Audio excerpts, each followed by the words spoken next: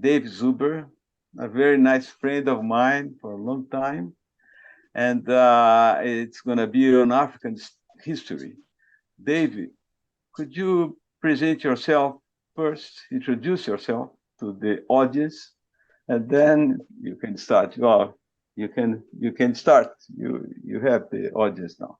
Okay, thank you. Well, I as Wagner was saying, I went to University of Birmingham with him. I studied history, specifically African history, and then I went on to work in Africa for a while, and now I'm retired. And Wagner got me to do this and present it to you. So what I would like to do is talk a little bit about the study of African history. It's a fairly new branch of history. It was neglected for many, many years. And so I wanted to give a very brief outline of African and European Western interactions. And then I want to, if I have the time, I'd like to share a little bit about the history of two of the early African empires. And then we can have, if we have questions, we can talk in when I'm done. Or if you have, like, if you feel like it, I guess we could talk as I go through. So I'm pretty easy, however you want to do it. So let's get started. For many, many years, centuries really, Africa was considered not to have any history, basically, other than the Egyptians. In 1830, you can see that a German philosopher said that Africa is no historical part of the world. It has no movement or development to exhibit. And amazingly, this continued on until the 1950s, where a British historian said that perhaps in the future there will be some African history to teach, but at present there is none. There's only the history of Europeans in Africa. The rest is darkness.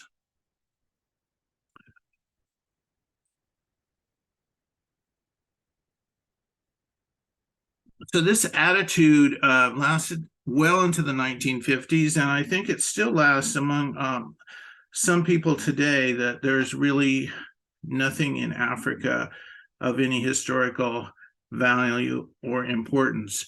So I think it's kind of important to look at why that is. And I believe part of it is because in the Western tradition, history is really equated with literacy. We look at, when we study history, we study documents and we study biographies, written accounts, reminiscences of the past. And in African society, there wasn't a lot of literacy. Most of the traditions were oral, and Europeans, a lot of European historians didn't consider oral history to be a valid source of history. I also think that there was some racism involved in toward African history. And I think that's combined with the history of Africa and its connections and its interactions with the West, and that slavery had to be justified by Europeans. And one way to justify it was to deny that Africans had a history, had a culture, were somehow less than European white race. And also in the English language, which I kind of find fascinating, is that Black is equated with evil, it's equated with the devil, it's equated with darkness. We talk about a black mark against a person's name. We talk about the black sheep in the family. So these negatives in the English language, I think, have impacted our attitude toward Africans and people of African descent. So these are, I think, were some of the reasons why Europeans especially have not really studied or learned or even accepted that Africa had a history. So I think most of you are well aware of the interaction between Europeans and Africans with the slave trade for over 400 years. Slaves were brought from from Africa to the New World, and that was in obviously for demand for labor. The native Indians and Native Americans died from the introduction of European diseases, and I've seen statistics of where 90 to 95% of the Native American population was decimated within the first 100 or 200 years of interaction with Europeans. So Europeans didn't perceive as Indians as very good source of labor. So they turned to Africa. And Africa did have slaves. Africans had slaves. Africans were enslaved. But the slavery that was in Africa was very different than the slavery, the plantation slavery that developed in the New World. And I just, I know people will say, well, Africans sold their brothers into slavery, and that's into the slave trade. But I don't think they really knew what they were selling them into, what the conditions were like, because slavery within African societies was not uncommon, but slaves had certain rights, and oftentimes, they were members of, basically became members of the family. There were descendants of slaves that became rulers. It was a much more fluid system than we had in the New World with the plantation slavery. It's estimated that about 20 million Africans were impacted by the slave trade. 10 million made it to the New World, and 10 million died between Africa and the slave raids in Africa and the transportation to the New World. And those are real fluid numbers too, but it's a huge amount of people that were transported in the course of 300 or 400 years. So we had slavery for several hundred years, and there also became an attitude that whatever existed, at least an attitude among American academics, that whatever existed in Africa was brought there by Hamites, by white people. And this belief was often referred to as a Hamitic hypothesis. And it was used whenever there was something that indicated that there was a civilization in sub-Saharan Africa, like Great Zimbabwe in East Africa, and some of the kingdoms in West Africa. The explanation was always given that, oh, it must have been a group of European or Hamites, white people, that made this civilization, that created it. It couldn't have been native Africans. Now, in early 1800s, the slave trade was abolished in the early 1800s. Slavery wasn't abolished, until the mid to late 1800s in most of the Americas.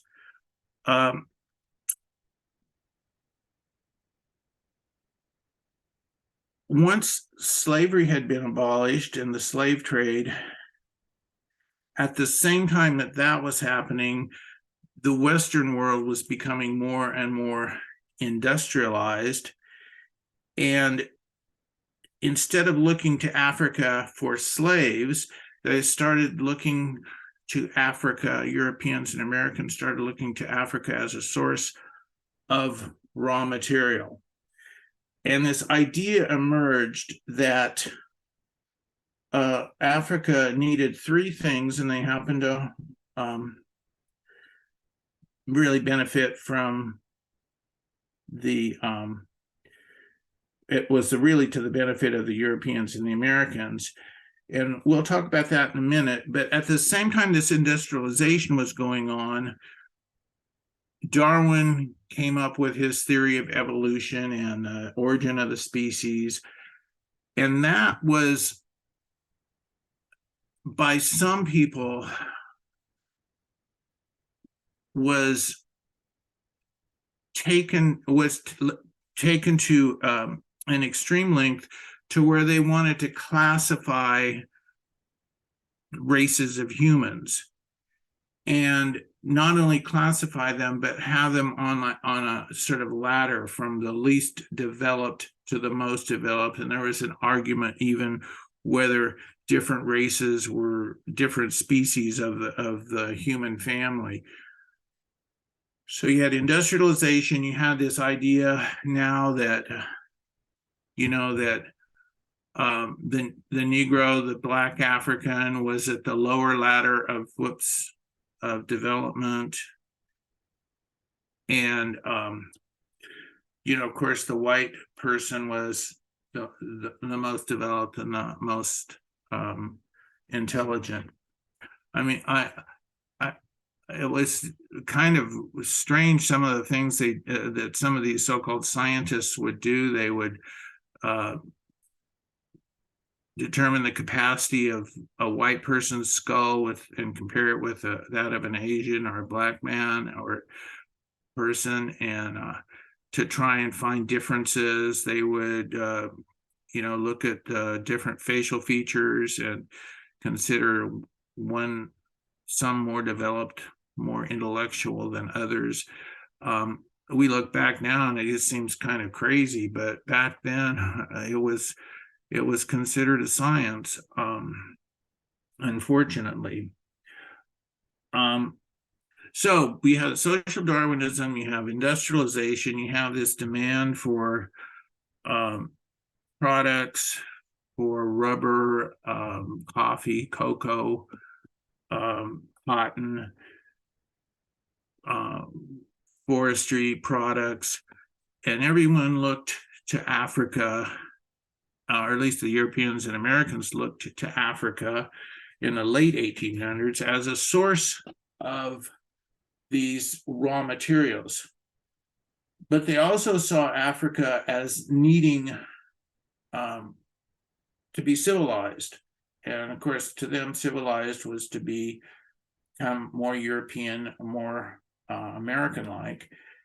And they also felt that Africa could be a marketplace for the industrial goods. And of course, Africa was seen as an area where Christianity needed to be introduced and spread. So by the late 1880s, Europeans and Americans were looking at Africa as a source of raw materials in needing an area and a source or a potential market, but also an area needing Western civilization and Western religion. So in 1885, there was a conference held in Berlin, where all the European, or most of the European powers, you can see them listed here, the British, the French, the German, Portuguese, Italian, Belgian, Spanish, they all met and they laid down the rules as to how a European country could partition a piece of Africa, could get a piece of Africa. And the rules were pretty basic. You had to show a military presence. So if you had some troops in an area, you could say your presence was there. You had to show treaties with the local people.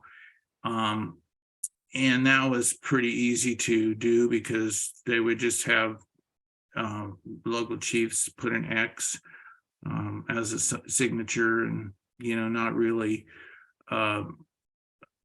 explain what the treaty said, which was basically that they were acknowledging European or control of their country, of their area. So between 1885 and probably 1900, or even a little earlier, Africa was divided by European nations in Berlin without an African even being present. And so by 1900, this is what you had. You had the French had much of West Africa. The Belgians were down here in the Congo. The British, it was kind of like a little game here. The British had hoped to go this way, all the way down, and the French were going this way and hoped to get all the way across. But the Germans stopped them here, and British stopped the French. So you had this conglomeration of different European countries controlling different parts of Africa. There are only two parts of Africa that were not carved up or not taken over, and that was Ethiopia, which remained independent, and the little country of Liberia, which some people would argue was basically an American colony, but it was in international law anyway, still considered independent.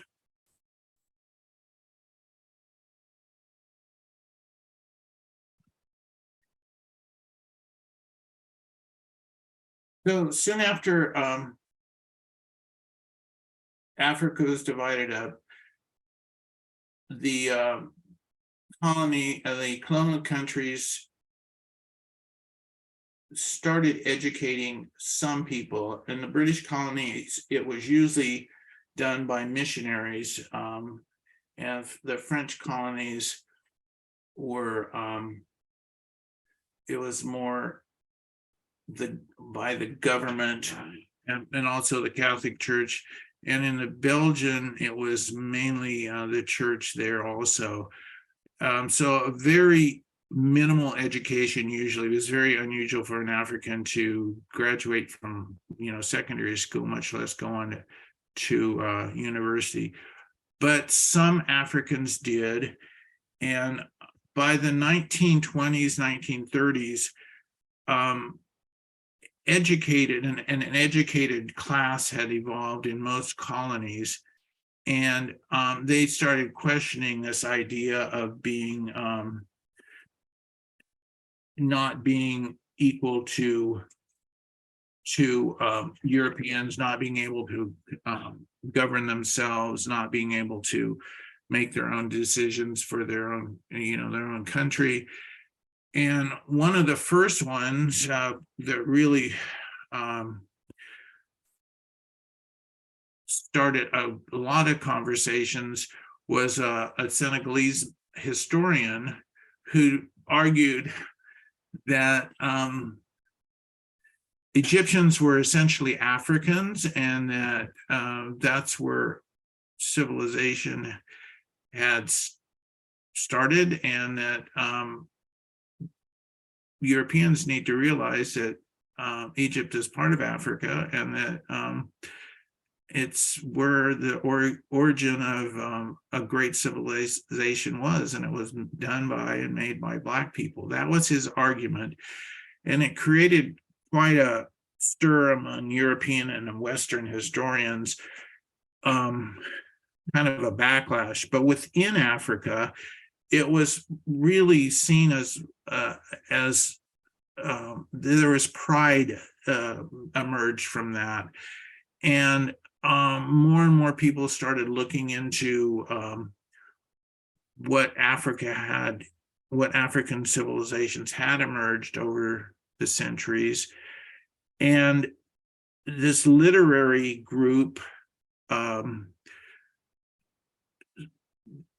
started not just talking about the past, but looking towards the future and agitating for more of control over their own lives.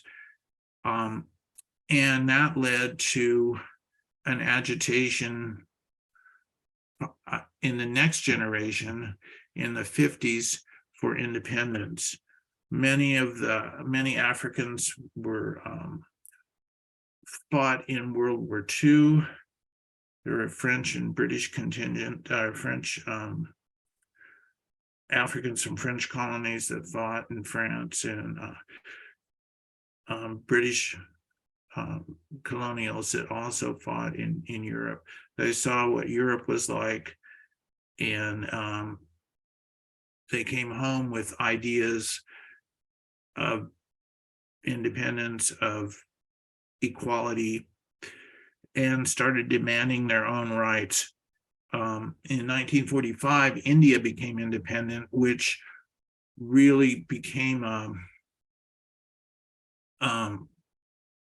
the first step towards influencing Africans to demand greater political rights and to become independent, or at least have more equality with their colonial masters. And so that led to, in 1957, the Gold Coast, let's see if we can go, which was a British colony right here, became independent. And upon independence, the Gold Coast changed its name to Ghana. And, you know, I don't think most people in the West even knew what Ghana was. Well, Ghana was a great empire in the in 800 to 1200 AD. And even though Ghana was located up in this area, it was considered one of the first great West African states. So when the Gold Coast became independent, even though geographically it wasn't in the same area as ancient Ghana, they took the name of Ghana. And by the 1960s, early 60s, most of Africa became independent. The Portuguese colonies didn't become independent as quickly, but the British and the French colonies were, most were independent by the early 60s, and the Belgian Congo was in the early 60s too. One of the French colonies, it was called French Sudan, it was in this area, took the name Mali, which was another ancient African empire that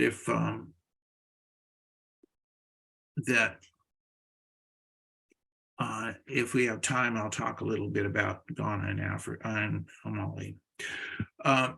So within Africa, you have independence, this great pride in becoming independent. Outside Africa, in America, in the US, there was a civil rights movement, so the Black Pride, Black Power, and people started looking at Black history and African history. And that's when the study of African history really started. And it's interesting because African history was became an amalgam of different academic studies. So you had linguists that would trace, do linguistic studies on different peoples as to their connections. You had people that went in and interviewed the elders, and you had oral historians emerging. Archaeologists obviously would get involved, anthropologists, and they realized that, you know, Africa did have a history, and it had a history that was unique to itself, and it wasn't a history that was always connected with a relationship with the West or with Europe.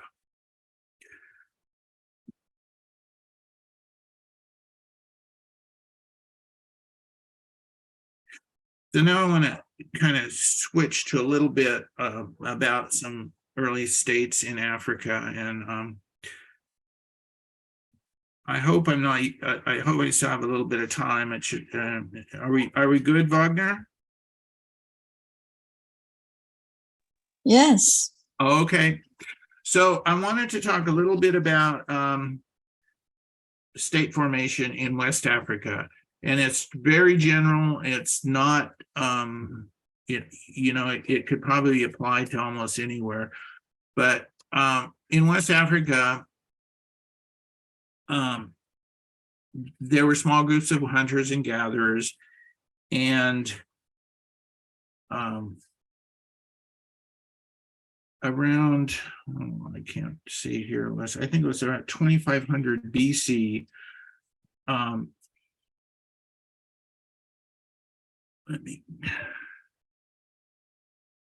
Around 2500 BC, in this area, there's a river called the Niger River, and it kind of goes up like this, and then it goes down like this.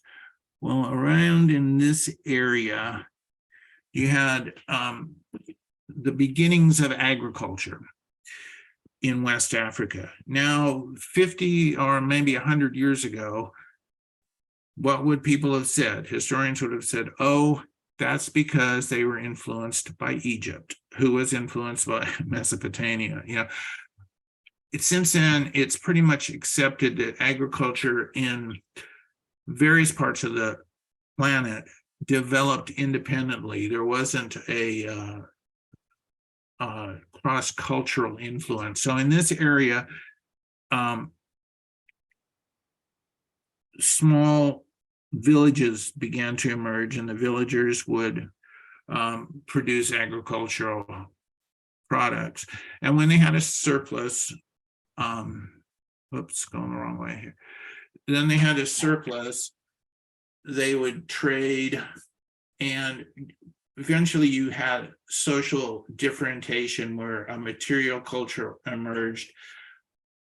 People would trade different products. You had the development of a class system and trade with other small states.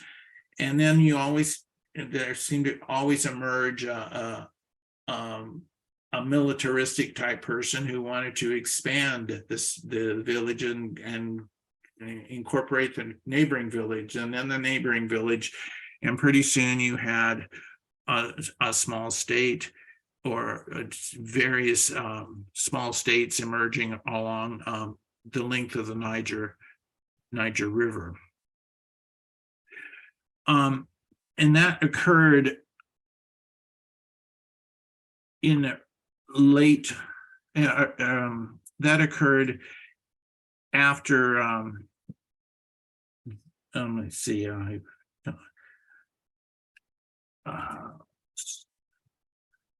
don't think I have a date for, well, it occurred from 2500 BC, and then it kept emerging.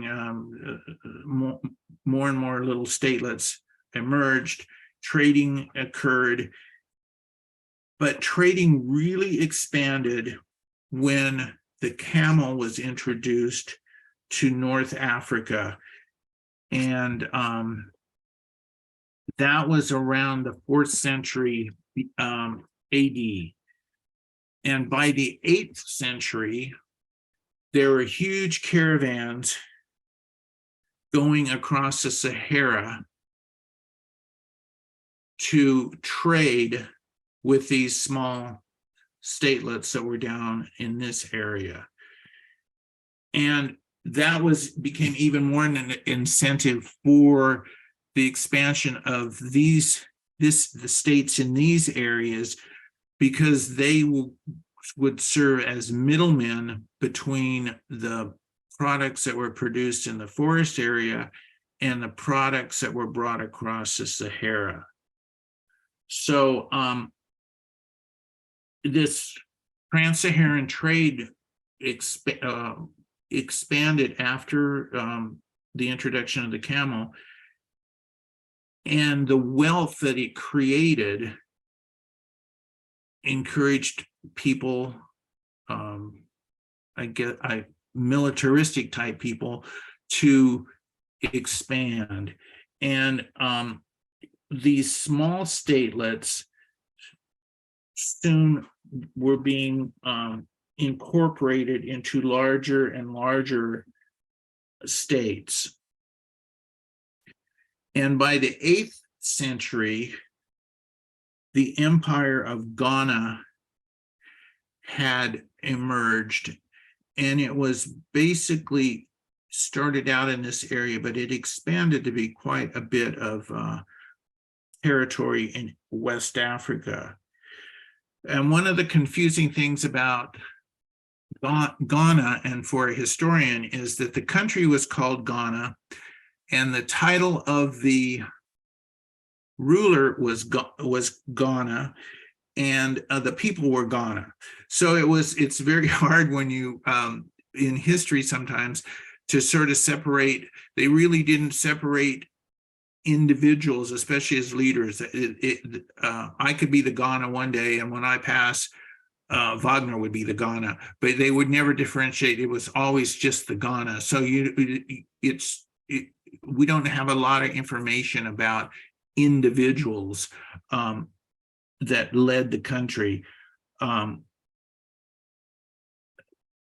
we do know that the group that emerged in this area was led by a man named Dinga Cisse, and he was considered the first ruler of Ghana, and he established the capital as in this town or city of Kumbe Sale. So what they did is Ghana would tax the caravans that came this way, would impose a tax on them, and then they would impose a tax on the products that came from the south. So they were middlemen, and they grew fairly wealthy in that position.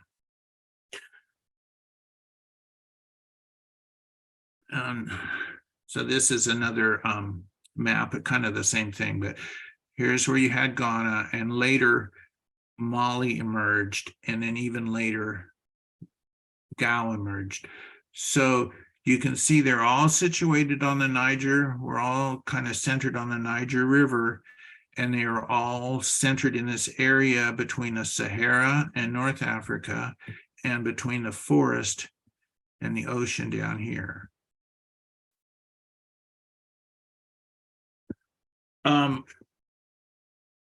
Let me see. One of the well, this is just a characterization of how the trade went, and I have a question mark on this silent trade, because in oral tradition, or in some historians claim that there was what they called a silent trade, and that would be that the people from the south would, or the people from the north who had salt would bring salt, and they would put it out in a neutral zone, and then the people who had gold would put the gold here, and they would never converse. They would just, when they agreed that they had the right value between the two, then they went their own way. That has been debunked by our professor at Birmingham, Paulo, wrote an article about it and had quite a bit of support that this really didn't happen. But sort of in popular imagination and in some of the earlier histories of Africa, they talk about this silent trade, but there really doesn't seem to have been much basis for that happening. But there is something true in here, is it was kind of interesting. So Ghana was able to collect taxes from the North Africans and also from the Wangarians, which would be the forest dwellers. So with those taxes, what are you going to do? You're going to spend it on your entourage and on your capital city. You're going to expand your military, and you're going to expand your country if you can. So by the 9th century, Ghana had expanded to encompass quite a bit of the interior Western Africa. The capital at Kumbesale had a population of around 30,000 people, many of whom were Jewish and Muslim traders from North Africa. There were two parts of the city. There was a walled part that was, and this is a European drawing conception of it, and I don't know how, it's kind of dubious as to how accurate it is, but there was a walled section where the king lived, and that was a spiritual capital and royal capital of the empire. There was a sacred grove with priests, and then there was a second area where the trading was taking place, and there were Muslim scholars from North Africa had settled there, and there were 12 mosques. So not only did the camel come across from the north, Islam came across, and it spread, especially among the ruling class. And because the Muslims are literate, there are some documents from that time, but not much. So as Ghana grew richer, it extended its political control, absorbing lesser states, and it also, some states it would just accept a vassal tribute and not absorb them into the state of Ghana. So they either expanded or they created vassalage states, had vassal states in much of that area that I showed you on the map. In 1076, a group of Moroccans crossed the Sahara and attacked Kumbesale, sacked the city, and pretty much Ghana disintegrated after that. Some historians think it was totally the Almoravids that destroyed the empire. Others say that was just one of many things. There were succession disputes. There may have been diseases that were brought across from North Africa that impacted the population.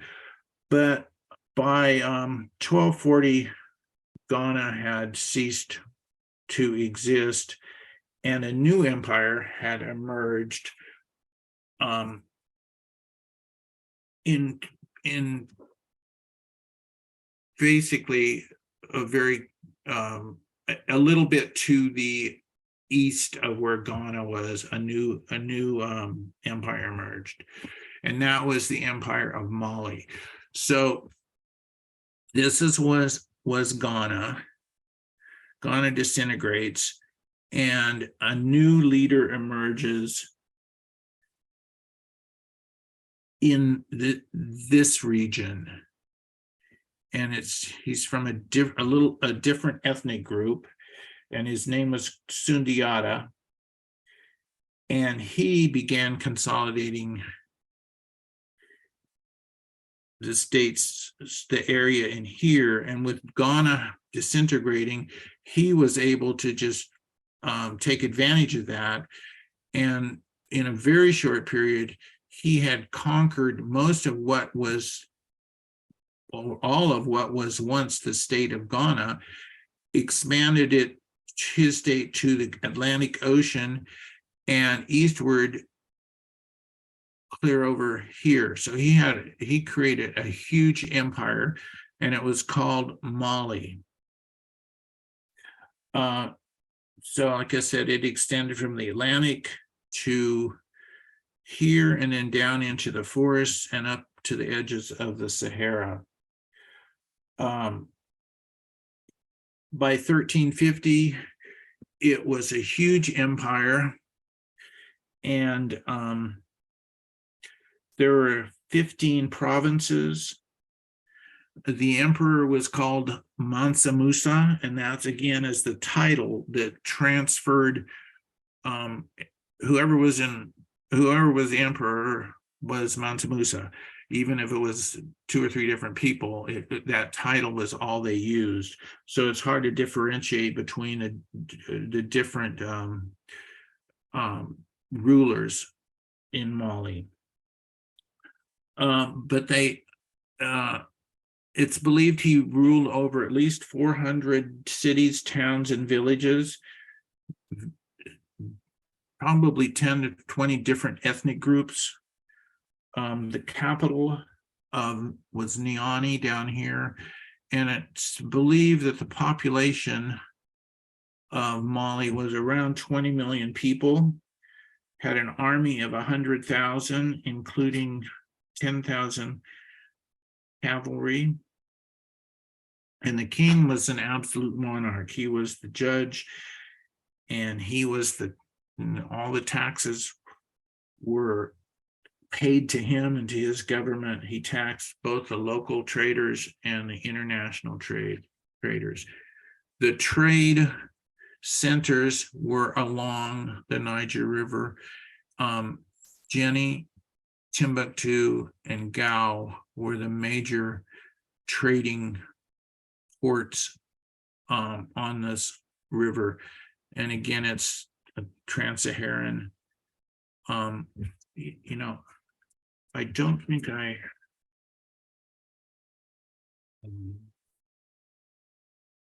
I neglected to say what the products were, but it was mainly salt and cloth, copper, that came from the north, horses, and then from the south was gold, slaves,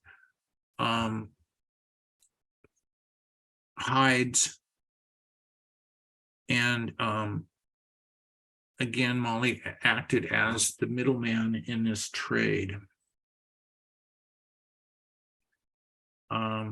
This is just a drawing of a caravan as it enters Gao or Timbuktu. I'm not sure which city it's supposed to be, but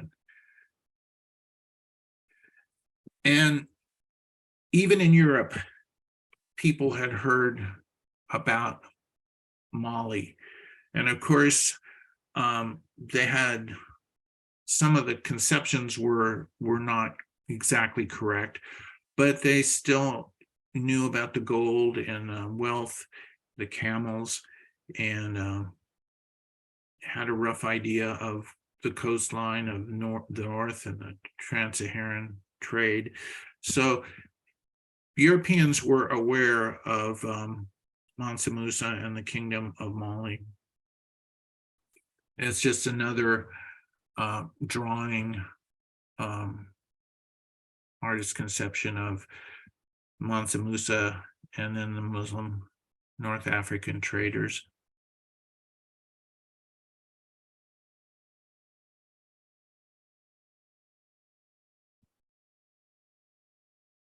In 1324 through 1326, it took 2 years. The then Mansa Musa made a pilgrimage to Mecca because Islam had converted the ruling classes of the state, and he wanted to fulfill one of the duties of a good Muslim, which is to do the Hajj and to go to Mecca. He took with him thousands of followers went with him in his entourage. He had hundreds of camels, hundreds of camels that were carrying gold. When he reached Cairo in Egypt, he spent so much money, and his entourage spent so much money that inflation ran amok for 2 years in Egypt. And then he went on to Mecca and later returned to Mali after fulfilling the pilgrimage. This is a statement from a Portuguese explorer that reached Mali, and he said everything about the Mansa exuded majesty. Bearded, crowned, enthroned with a panoply of orb and scepter, he is perceived and presented as a sophisticate, not a savage, a sovereign equal in standing to any Christian prince.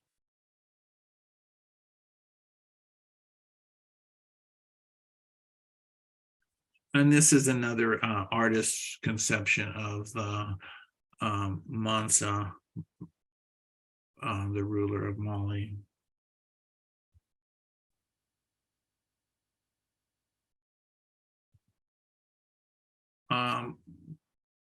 The Jenny Mosque was built during the Malian Empire, and it still stands in Jenny, and its architecture is unique to West Africa.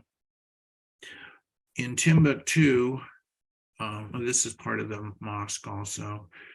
In Timbuktu, a university was established, and it's and a mosque connected to a university, because most of the scholars would have been from North Africa and from the Muslim world. And this is a Sankore Mosque today at the University of Timbuktu.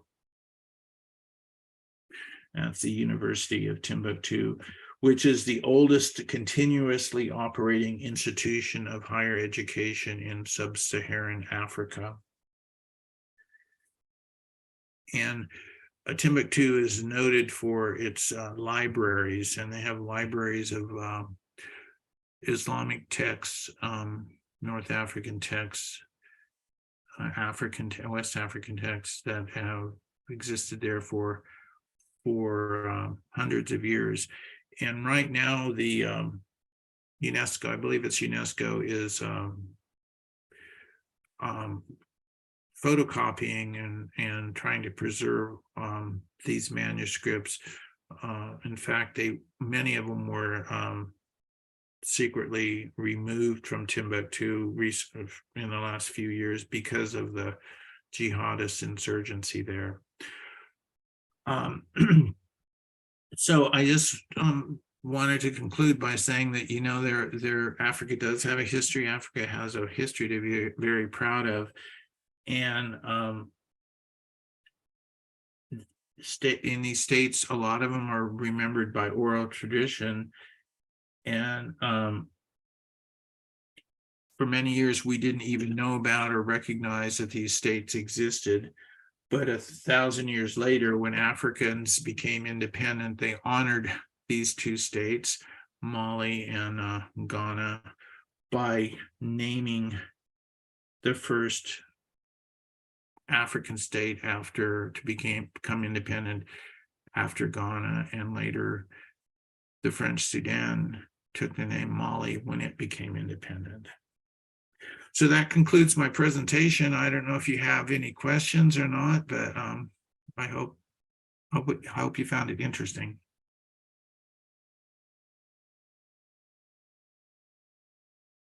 Fantastic, David. Thank you.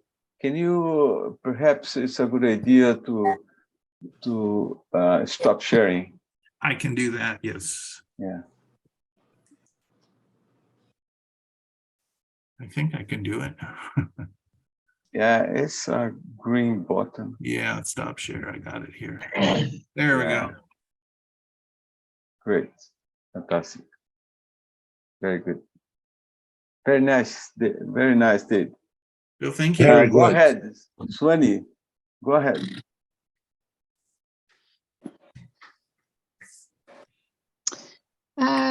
Hi, David. Thank you for the explanation. I have two things that got my attention. When you mentioned about camels that were introduced, maybe I missed the information, but where they were coming from? It was brought from? They were brought from, my understanding is they were brought when the Arabs invaded North Africa. So they were brought from the Arabian Peninsula in that area. Okay. I think, I mean, I guess we could Google it too, but I'm pretty sure it's connected with the Arabic conquest of North Africa. Mm-hmm. And when you said that all that products are being taxed, so how they were charging the taxes, all with the coins? Because I thought it would be kind of with trading when that products that you show like a salt.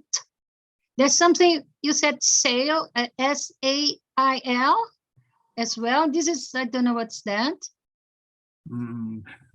Well, salt and gold were the two primary commodities. Primary, yeah. And then I'm not really sure. I know cowrie shells were used as currency, but I don't think they were accepted by Europeans. And I would guess that the tax either was that the person that the tax collector actually got part of the product maybe from each one, or there was I'm not aware if there was a currency or not. Gold might have been the currency too, you know. Mm-hmm. There were and I don't know if this has ever been proven to be true or not, but salt was in such demand that it said that it was traded on a par with gold. Okay, yeah, gold and salt. Sorry about when I ask you about sale, S-A-I-L. It was a mess up here. I thought about something product, but now I'm reading because I did the print from the screen. Is what a Wenger and sailed down the Niger River to Ghana. I saw that word sail. I thought some product, but not sail means yeah, to float going to the river. Yeah. Yeah. Okay. Thank you, David. Yes. What role did religion play in the expansion of territory of Mali and also the Ghana and then territory of Mali?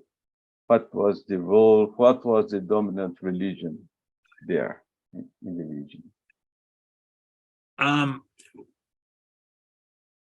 It was a traditional religion at first. Yeah.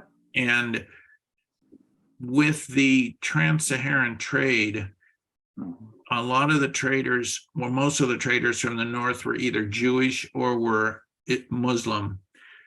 And when they came, especially the Muslims, they converted many of the ruling class and built mosques, and the Islam that emerged among the common people was a very much of a mix of African and traditional and Islam. It was not a real rigid Islam like you see in today in the Middle East. It's a pretty it's very much influenced by traditional African religions. Okay.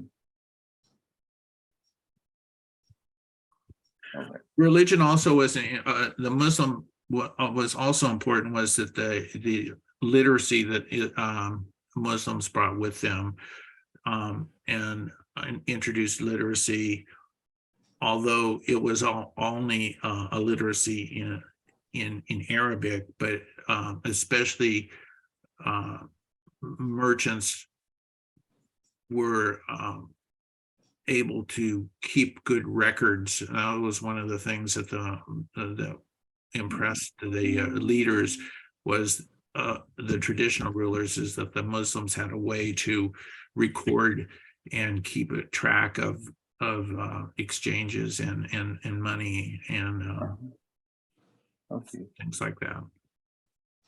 Pessoal, mais alguma pergunta aí?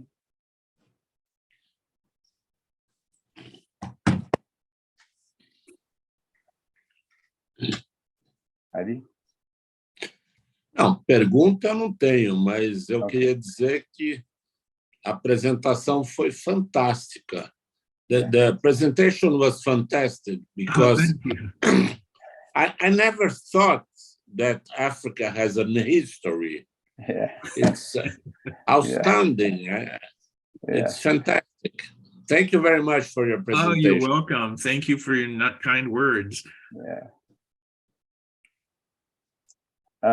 David, Logite, o Wagner, William, vai, is fala, it William. possible to talk something else or something more about Abu Mansa?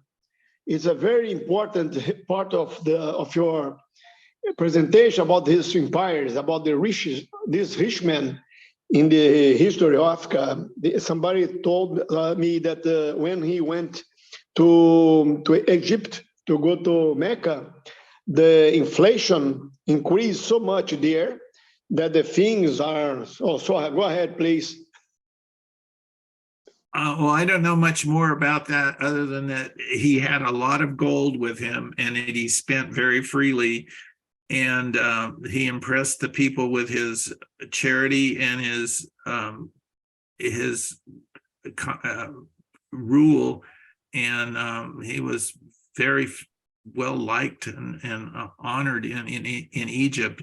But they suffered because of the inflation that he brought, that he created with all the gold that he had. Yeah. And tell me, how did the empire of Mali came to an end? What happened to them? Oh. And by when was that? And Catalina, você pode falar em seguida. Tá. Espero você. Yeah.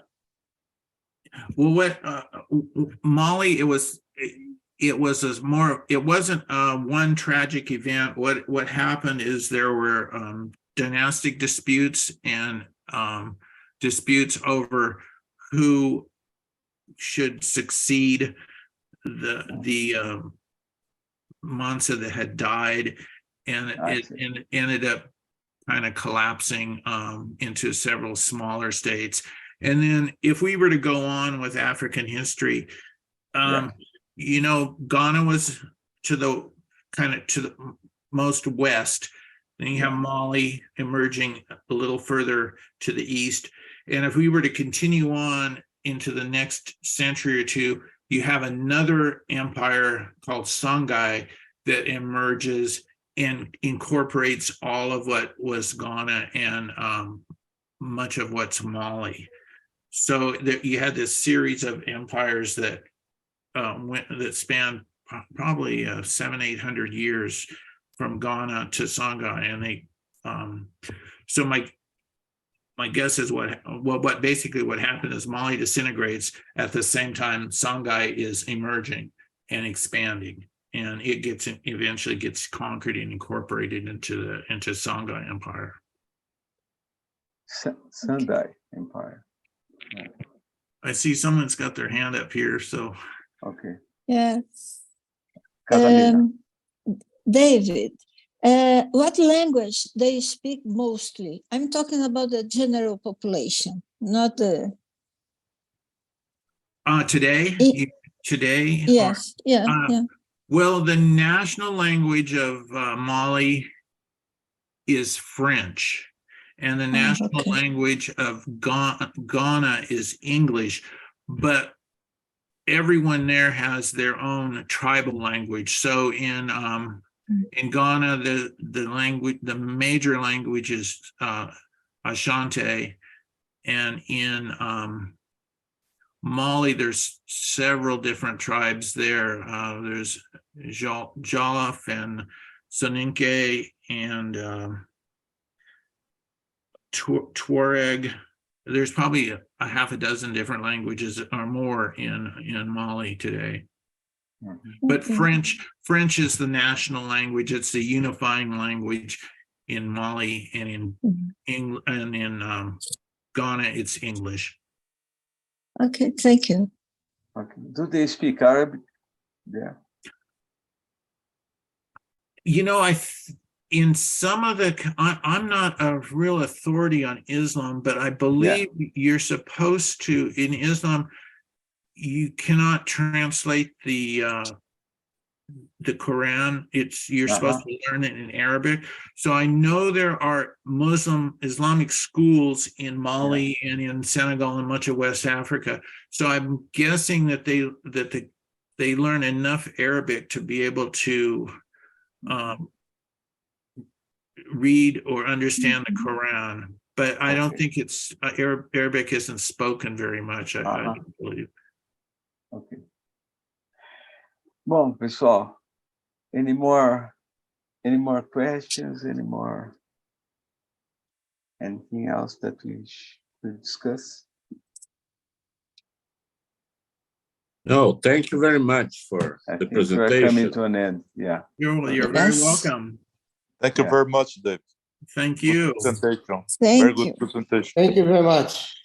Thank you for very sharing much. the information. Yes. Thank you. Thank you. Thank you. Thank you. Thank you, David.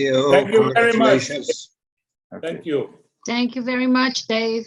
You're welcome. Thank you, all of you as well. Fantástico. Thank you. Well, you are welcome. Thank you very much for your invitation. Tchau, pessoal. Thank you. Na semana que tchau. vem, o Roberto Matiello vai fazer uma apresentação. Ok? Okay. Ok. Abraço. Abraço. Bye, a todos. David. Bye. Thank you. Obrigada. Bye.